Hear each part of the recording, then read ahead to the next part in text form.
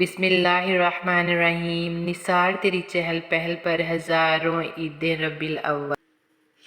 سوائے ابلیس کے جہاں میں سبھی تو خوشیاں منا رہے ہیں۔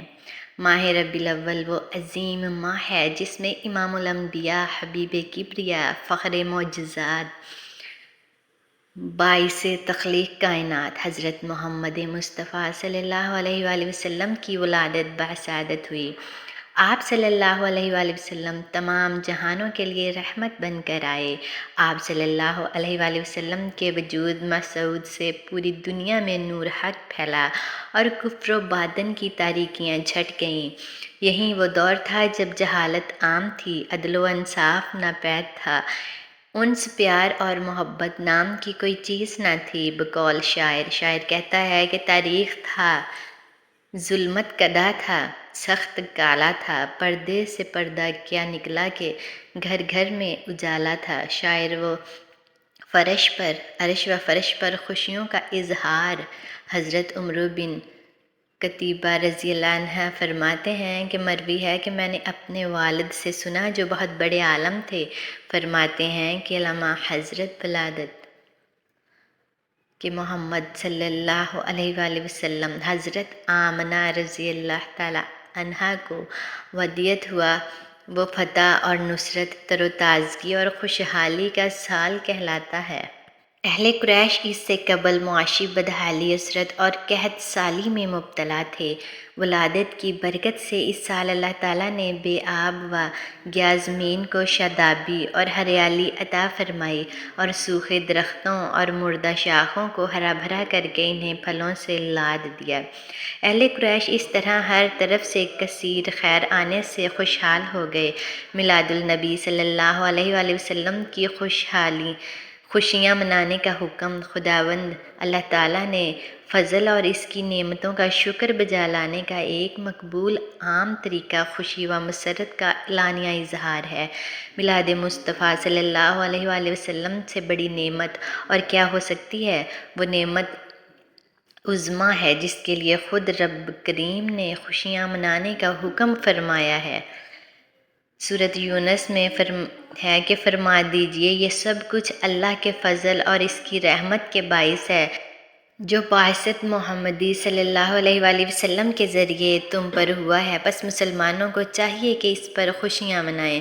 یہ خوشی منانا اس سے کہیں بہتر ہے جسے وہ جمع کرتے ہیں۔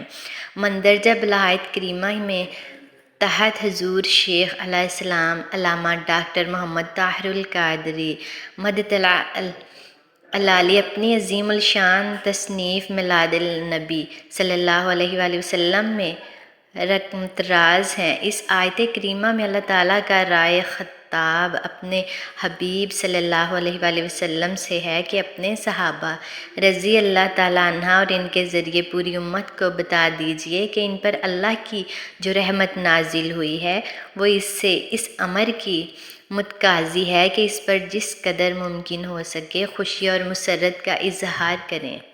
جس دن حبیب خدا صلی اللہ علیہ وآلہ وسلم کی ولادت مبارکہ کی صورت میں عظیم ترین نعمت انہیں عطا کی گئی ہے، اسے شایان شان طریقے سے منائیں۔ اس آیت میں حصول نعمت کی یہ خوشی امت کی اجتماعی خوشی ہے جسے اجتماعی طور پر جشن کی صورت میں ہی منایا جا سکتا ہے۔ چونکہ حکم ہو گیا ہے کہ خوشی مناؤ اور اجتماعی طور پر خوشی عید کے طور پر منائی جاتی ہے یا جشن کے طور پر، لہٰذا یہ آیت کریمہ کا مفہوم واضح ہے کہ مسلمان یوم ولادت رسول اللہ صلی اللہ علیہ وآلہ وسلم کو عید میلاد النبی صلی اللہ علیہ وآلہ وسلم کے طور پر منائیں۔ حضرت آمنہ رضی اللہ تعالیٰ عنہ کے ہاں ولادت بسعادت کا وقت قریب آیا تو اللہ تعالیٰ نے فرشتوں سے فرمایا کہ تمام آسمانوں اور جنتوں کے دروازے کھول دو۔ اس روز سورج کو عظیم نور پہنایا گیا اور اللہ تعالیٰ نے دنیا بھر کی عورتوں کے لیے یہ مقرر کر دیا کہ وہ حضور اکرم صلی اللہ علیہ وآلہ وسلم کی برکت سے لڑکے جنیں۔ اس ماہ جب حضرت محمد صلی اللہ علیہ وسلم پیدا ہوئے اس سال کوئی بھی لڑکی پیدا نہیں ہوئی، سب عورتوں نے لڑکے ہی جنم دیے۔ اللہ تعالیٰ نے میلاد النبی صلی اللہ علیہ وآلہ وسلم پر پورا سال خوشی کا اظہار فرمایا۔